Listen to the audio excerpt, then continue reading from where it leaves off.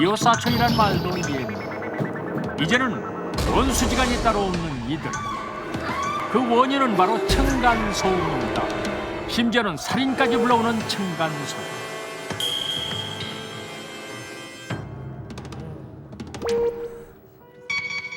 아, 청소기 돌리는구나.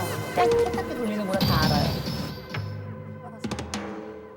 발소리만 이렇게 걸어도 그게 밑에서 쿵쿵쿵 울리니까 전등이 흔들린대요.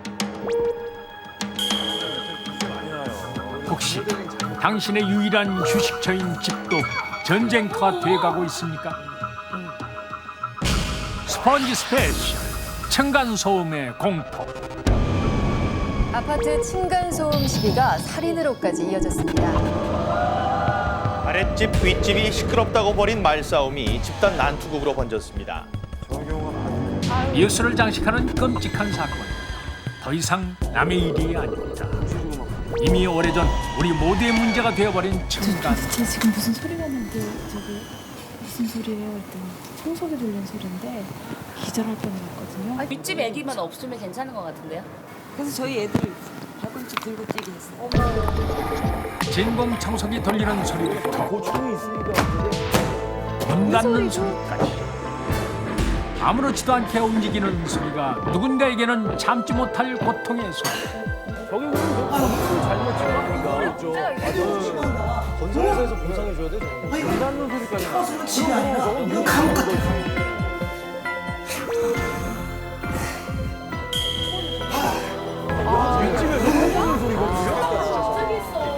왜 그래? 아니, 보금자리가 아니죠. 그 괴로움은 도대체 어느 정도나 될지 제보를 받고 한 아파트를 찾아가 봤습니다.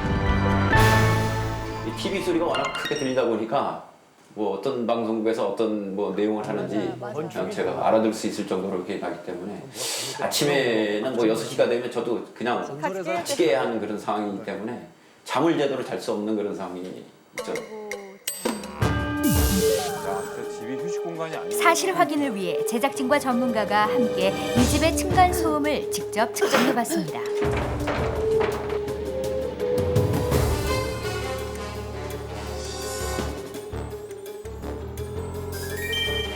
이 집의 평소 소음은 40데시벨. 이때 층간 소음 측정 방법은 법적 기준에 맞게 두 가지 방법을 사용.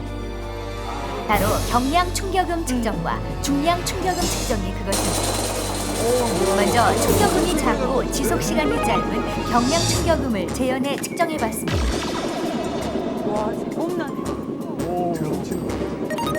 윗집의 가벼운 충격만으로도 아랫집 데시벨의 수치는 평소 40에서 77로 상승. 이번엔 충격음이 크고 지속 시간이 긴 중량 충격음을 측정해봅니다. 그 수치는 무려 99데시벨. 이는 반복적으로 들을 시 청각장애를 일으킬 수 있는 수치입니다.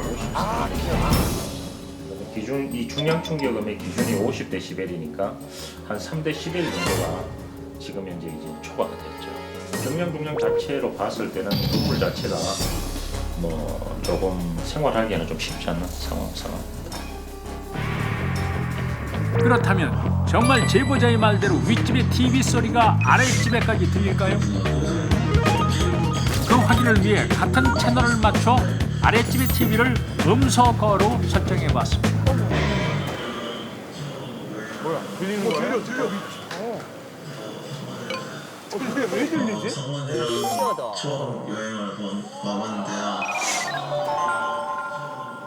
혹시 들리십니까? 분명 음소거를 했음에도 불구하고 들리는 TV 소리. 신이 내린 청력 소모지도 아니건만 이거 정말 충격적입니다. 그렇다면 청소기 소리는 어떨까? 깨끗한 집을 위해서는 사용이 필수인 진공 청소기. 평소와 똑같이 돌려봤습니다. 언제 올지 모르니까. 윗집이 무슨 채널을 보는지, 지금 무엇을 하는지까지 알 수 있는 아랫집. 사정이 이렇다 보니 집은 이제 더 이상 나만의 휴식처가 아닌 공동의 생활 공간이 되어버린 상황. 아니, 집이 이거 무슨 참 텐트가 큰일입니다. 아니고 이렇게 소리가 다 들려. 차라리 텐트면 조용하죠. 산속이. 아래 2층에서 소리가 발생이 되면 아래층 사람들이 이제 참다가 올라가거든요. 올라가서 이제 아래층 사람은 참은 상태에서 올라가는데 위층에는 초인종을 눌러서 떡보면 아래층인데 너무 반가워서 인사를 하는데 아래층 사람 화가 나 있는 상태인데 위층 사람 황당하죠. 근데 이제 소음 조용히 해둘라 갑자기 이러니까 그래서 알겠다 이러면서 이제 인사를 하고 내려왔는데 아래층 사람이 딱 조용하겠지 생각으로 있었는데 위층은 그대로거든요. 그렇다 보니까 이제 거기서 이제 막 시작이 감정 싸움으로 넘어가서 시작이 되는데 물론 이제 둘 다 피해자입니다. 날이 갈수록 심해지는 층간소음 문제. 사정이 이렇다 보니 인터넷에는 다양한 복수법들까지 나왔는데요. 막대기로 두드리는 것도 모자라 스피커를 동원하는가 합니다.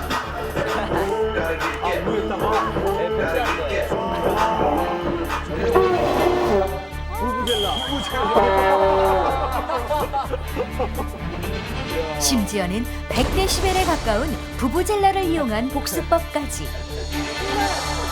힘들게 복수하네요. 힘들게. 그 스트레스가 오죽했으면 이런 방법들까지 나왔을까 싶어 참 씁쓸합니다. 이거 진짜 영상인데요. 진짜 됐을 것. 내가 왜 이렇게 스트레스를 받으면서 살아야 되냐고. 떠드시는 당신 목소리가 더 시끄럽거든요. 아니 어떻게 말을 이렇게 한 번을 쓰면서 내가 시끄러워서 올라왔다는데. 때론 소심한 복수와 크고 작은 감정 싸움을 넘어 폭력 사태, 심지어 살인의 원인이 되는 층간소음의 갈등. 이처럼 사람들이 극한의 사태에 다다르게 되는 이유는 뭘까요? 층간소음으로 인해 폭력적으로 되는 이유는 네모 때문이다. 층간소음으로 인해 폭력적으로 되는 이유는 저주파 때문이다.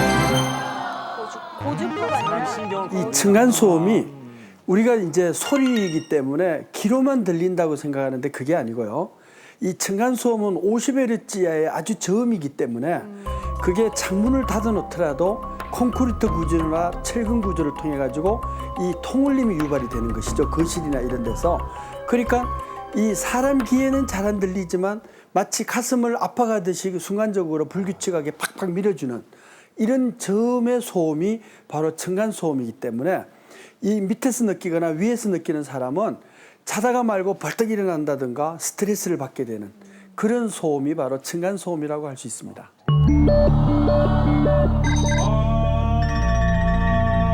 소리는 콘크리트를 통과하면서 원래보다 사람이 듣기에 더 괴로운 저주파 소음으로 바뀐다는 것.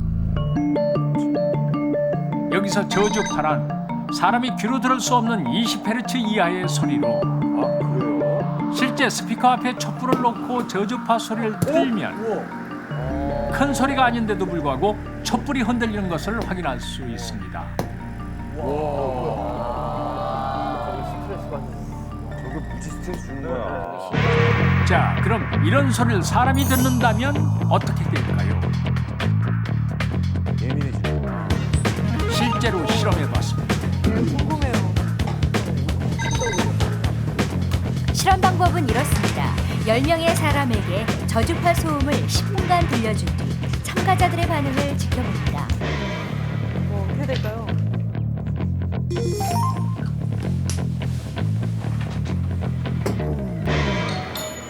드디어 저주파 소음이 시작되고 그러니까 뭐 거슬리는 느낌까지는 아닌 거예요, 지금. 영문도 모른 채 앉아있는 사람들. 들린다 지금. 노이즈. 하지만 시간이 흐르자 점점 인상을 쓰며 안 좋은 기색을 보입니다. 아 이분 개성 세신데요. 약간 이왕표 선생님 닮았어요. 오히려 소리가 굉장히 불편해하세요. 심지어는 저주파 소리를 참지 못하고 밖으로 나가는 사람까지 발생. 잽이야. 물렁거리는 미치는 거지. 시간이 지나자 그 수는 하나둘씩 늘어나는데요. 실험을 시작한 지 5분도 되지 않아 10명이던 참가자는 6명으로 줄었습니다.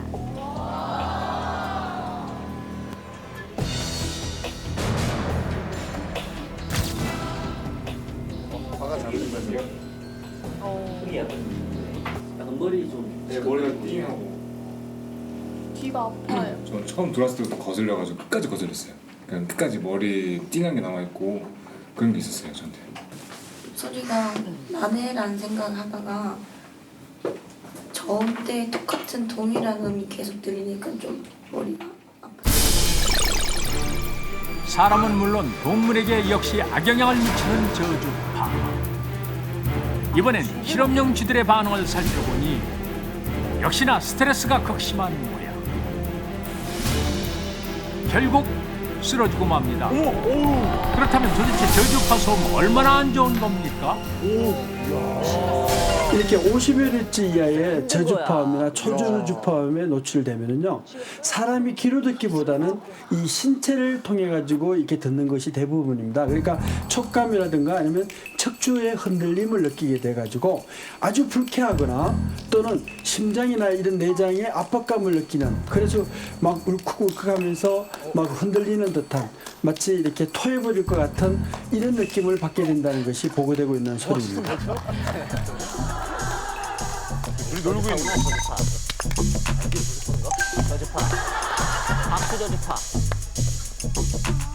이렇게 심각한 층간소음. 대체 발생의 원인은 어디에 있는 걸까요? 그 원인은 바로 아파트의 구조. 특히 공간을 가르는 벽이 기둥 역할을 하는 우리나라 아파트 구조의 특성상 작은 소리만 나도 집 전체가 울리게 되는 것이 가장 큰 문제입니다. 윗집에서 뛰노는 소리에 어찌할 바를 모르는 아랫집 쥐들. 도대체 이렇게 심각한 층간소음 문제 어떻게 해결해야 할까요? 해결 방법이 있나? 서로 양보해야지 뭐. 집 칠 때 뭐 잘 줘야죠. 층간소음 문제는 위층과 아래층 간의 이제 생활 패턴의 문제로서 서로 간의 상호 배려가 굉장히 중요한 배려밖에 문제입니다. 없어. 아래층에서도 위층을 이해하고 위층에서도 아래층을 배려한다면 충분히 쉽게 해결될 수 있는 문제고요.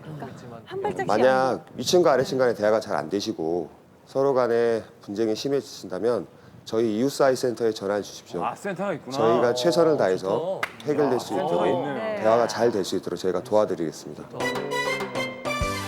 국민 10명 중 7명은 공공주택에 살고 있는 대한민국. 집과 제도를 바꿀 수 없다면 혹시 이런 방법은 어떨까요? 예전엔 그랬어. 좀 막 우리 아는 집들은 파자마 바람으로 막 올라와서 막 서로 지형채 싸우고 난리 난 데도 있어, 사실은. 근데 애들 키우면서 사니까 양보하는 마음, 이해하는 마음으로도 우리는 살았어. 동안 들었을 때는 도대체 이게 무슨 소리면 이 일이 언제 끝날 건가 막 정신이 혼미했는데 알고 나니까 이해가 돼요. 소음 문제로 얼굴 붉히며 첫 대면을 하기보단 이웃 사촌끼리 먼저 웃으며 인사하는 것. 층간소음 문제, 서로의 배려와 양보가 가장 기본입니다.